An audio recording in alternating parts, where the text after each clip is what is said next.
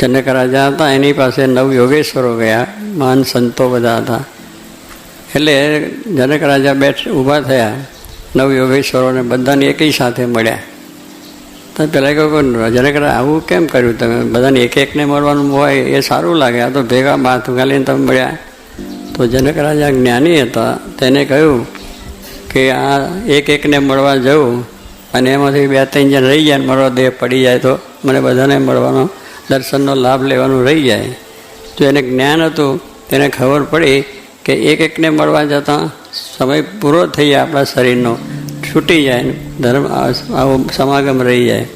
એટલે આપણે એવી વસ્તુ છે કે આવા વિચારોમાં જાય છે. એટલે મારે કે તત્કાળ કરવું, એટલે આજ નહીં, આજ કાલ કરતા આજ, કાલે કરવું એ આજ, અને આજ કરતા અમનો અબજ. આ ધર્મનું કામ છે. કહે છે ને કે 100 કામ મૂકીને શું કરું? નહીં લેવું, ખાઈ લેવું. એટલે એવી રીતનું છે કે 100 કામ મૂકીને નાહવું, અને 1000 કામ મૂકીને ખાઈ લેવું, અને 1,00,000 કામ મૂકીને દાન કરી લેવું, અને 1 કરોડ કામ બગાડીને મોક્ષ સુધારો, જે ગુના ત્યાં સ્વાઈ ગયું. આ શાસ્ત્રો બધી વાતો છે કે 1,00,000 નહીં પણ કરોડ કામ છે, એને મૂકીને પણ આ કામ કરવાની વાત છે. અને એટલા માટે યોગીજી મહારાજે વાત કરી છે કે 25,000નો નફો હોય ધંધામાં. હા, વકરો નહીં, નફો એટલો હોય, એટલે ધંધો તો બહુ મોટો થાય.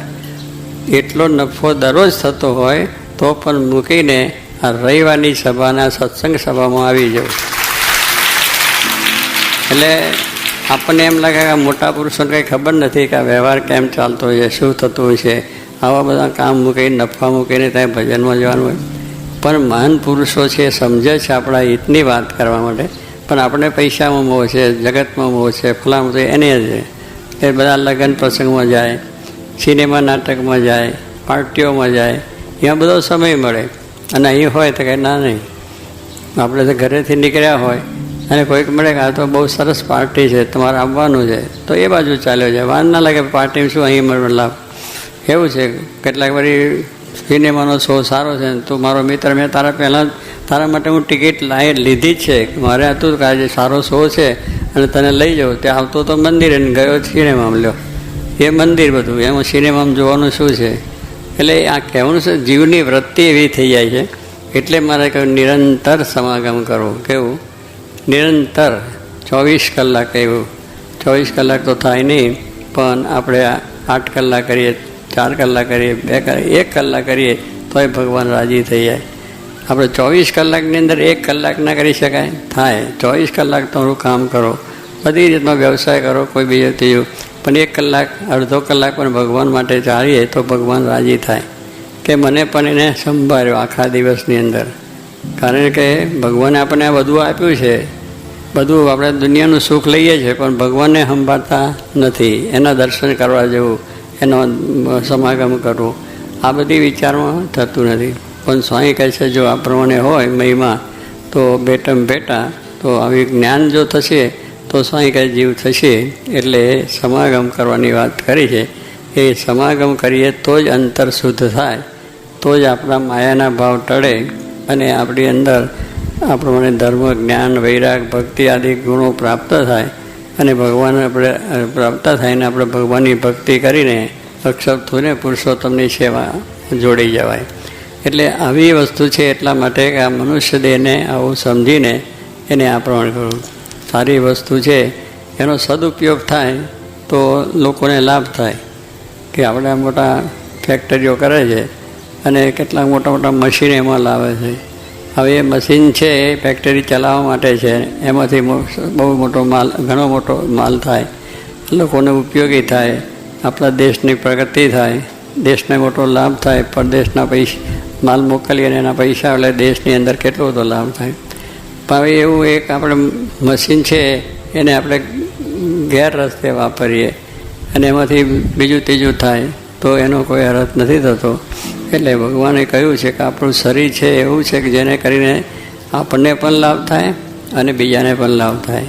આપણે પણ એવા ધર્મ, નિયમ, આજ્ઞા, ઉપાસના, વ્યસન, દૂષણ મૂકી દઈ અને ભગવાન રાજી થાય એવું કાર્ય હંમેશા માટે કરીએ, સમાગમ કરીએ, કથા વાર્તા કરીએ તો ભગવાન રાજી થાય અને એનો સદુપયોગ થયો કહેવાય.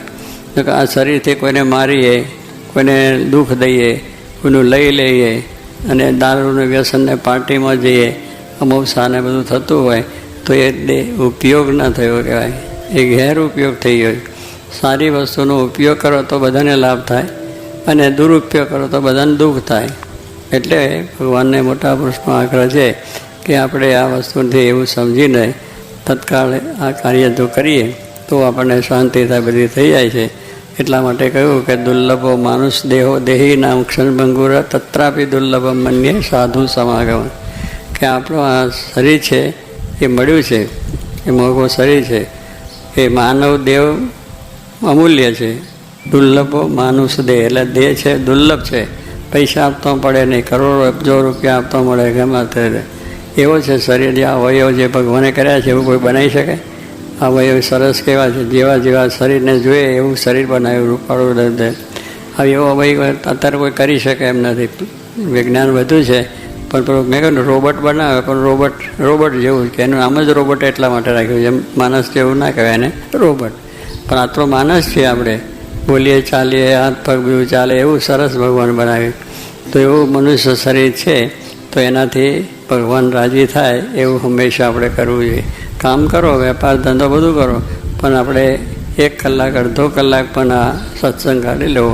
ઘર મંદિર હોય, ઘરની અંદર પણ આરતી પૂજા બધું થાય, સાંજે બેસીને કથા વાર્તા થાય, ઘર સભા થાય તો કેટલી બધી મજા આવે. છોકરાને સંસ્કાર પડે, ઘરમાં સારી રીતે થાય. એટલે ઘર મંદિર પણ બધાએ ખાસ આપણે રાખવું, જેને કરીને દરરોજ આરતી થાય, પૂજા થાય. ઘરમાં પુસ્તકો હોય, ગીતા, ભાગવત, રામાયણ છે, વચનામૃત છે, સ્વામીની વાતો છે, હરિલીલામૃત ગ્રંથ અત્યારે વંચાય છે, કેટલા સરસ ચરિત્ર તો એને વાંચીએ. બેસીને ઘરમાં છોકરા બધા બેસે તો છોકરાને સંસ્કાર પડે નાનપણથી. પણ આપણે વાંચીએ નહીં તો છોકરાને ક્યાંથી સંસ્કાર પડે?